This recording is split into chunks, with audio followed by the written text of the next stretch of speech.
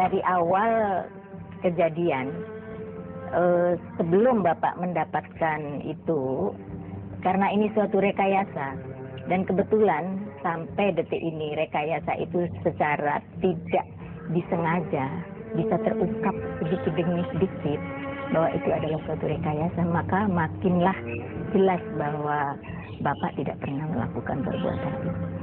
Kalau saya pribadi dari mulai awal itu sama sekali nggak percaya. Alasannya karena saya tahu papa tuh kayak apa gitu. Saya kenal papa ya 24 tahun saya hidup, saya kenal papa. A sampai Z saya tahu gitu.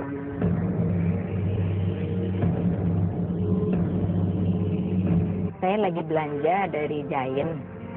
Habis itu saya, karena saya supir sendiri waktu itu, jadi saya begitu mau masuk pintu, ada motor 2 orang, dia bilang, maaf Bu, tadi ada pesan, tapi saya mau ke rumah, Ibu nggak ada apa Mas? Saya bilang, Bapak nggak bisa pulang terlalu cepat, karena yang saya dengar Bapak, tapi Ibu jangan marah, katanya dia bilang.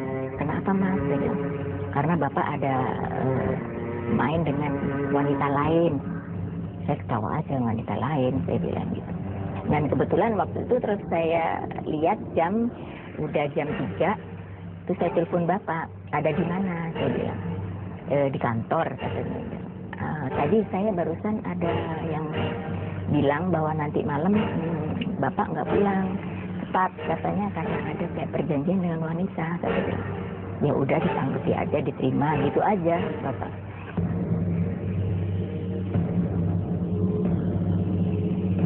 Nggak tahu, saya pikir kayak orang para pegawai baju putih, tapi kayak seperti swasta ya, kalau dilihat dari bukan pegawai negeri. Saya masih ingat itu mukanya, kalau ketemu pun masih ingat.